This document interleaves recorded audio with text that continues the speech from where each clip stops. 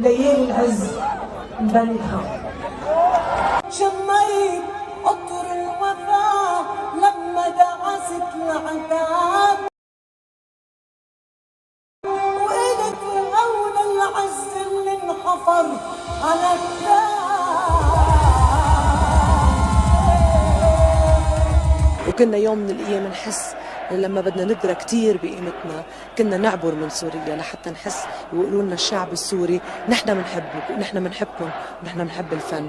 كنا نشوف بعيونهم وبإقبالهم على حفلاتنا ومهرجاناتنا قديش فعلا بحبونا. رح ضل حبكم طول ما عايشي أنا، رح ضل